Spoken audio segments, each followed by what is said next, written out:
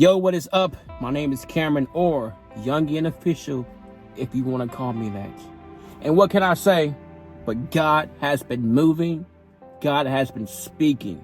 So I had to hop on here and share this with you guys. You see, I made a post on Facebook the other day. And if you don't follow me on Facebook, don't do it. It's a bad idea. But it's not the point. I made a post on Facebook. And today I learned something that has been changing my whole entire mindset and life. You see, I learned that everyone, that means you, that means me, we are all graced for our own race. Yep, that's what I learned. Everyone is graced for their own race. I can end the video right there, but I'm not, because I need the watch time. But this is the crazy part though. I want you to imagine 4 people standing at a starting line. And God says to the 4 people, okay, ready, set, go. All 4 people take off. One person runs straight, next person runs to the left, next person runs to the right, and the other person turns around and runs backwards. The question is, who won the race? The person that ran forward, the person that ran to the left, the person that ran to the right, or the person that turned around and ran backwards? The answer is, it depends on where the finish line is at. You see, that's why it blew my mind whenever I realized that everybody is graced for their own race. Every finish line, everyone's finish line is different. And I'm not going to sit here and lie to you.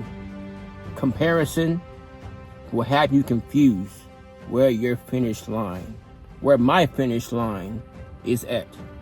Because I'm sitting there, I'm watching the person go left, and I'm like, this person has this person has that, so they must be winning in life. I'm gonna go left. God says, no, go straight. Or I look to my right and I'm like, that person doesn't have this. That person doesn't have that.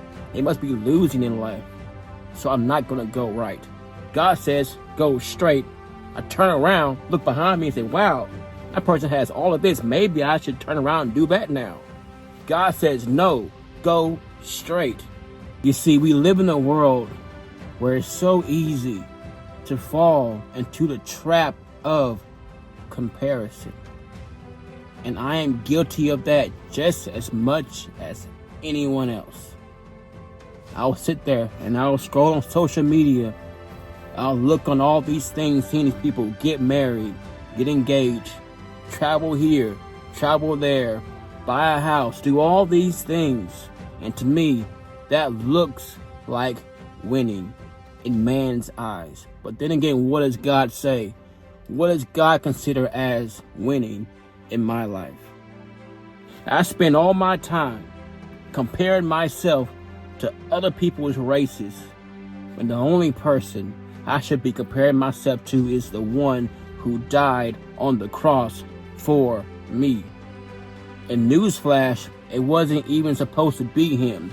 It was supposed to be me. It was supposed to be you. That beating was for us. Those nails were for us. That crown was for, we were supposed to be on that cross. But he loves us so much.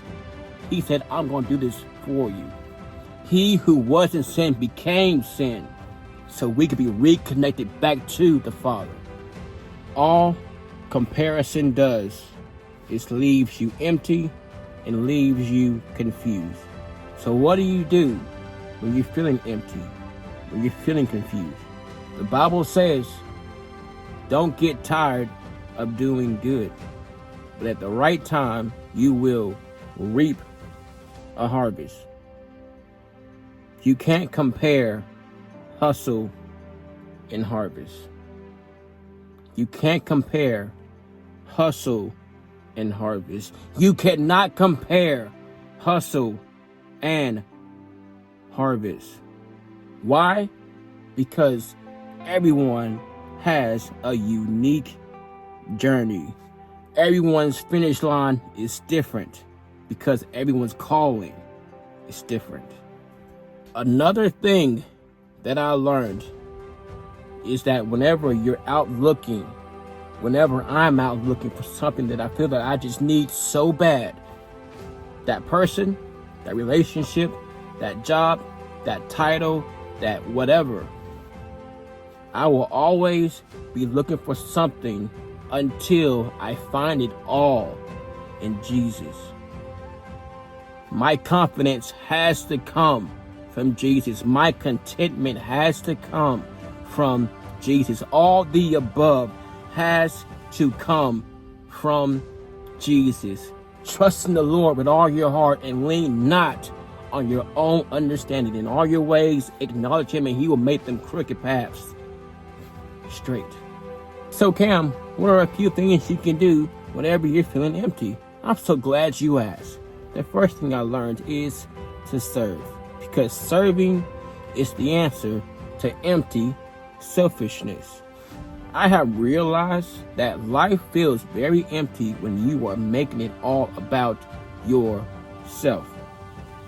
Second thing I learned is to sow. Like the Bible verse says, don't get tired of doing what is good. At the right time, you'll reap a harvest if you don't give up. Third thing I learned is to step towards Jesus every single day, regardless if you feel like it or not. A lot of the times, I don't feel worthy. I don't feel like it, but I know that I'm called to do that, so therefore I do it. A lot of the times I feel like I'm just not good enough, but yet I'm called. A lot of the time I feel like I'm just not someone God could use, but yet I know that I am called. So I will step towards God every single day the best I can, regardless how my life is looking or how I'm feeling. But above all that, I feel the best thing you can do when you are feeling empty, you are feeling tired, you are feeling just wore out, is to do what Jesus said in Matthew 11:29. Come to me, all who are weary and carry heavy burdens, and I will give you rest.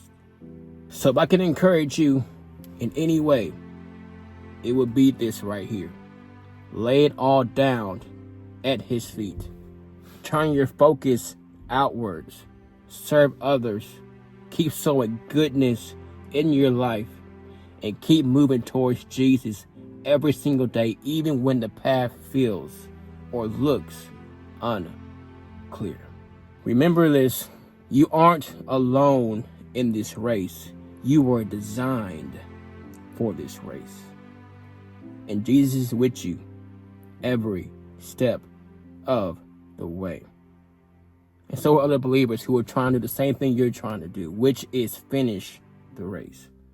Stay inspired, and I'll see you guys later. Peace.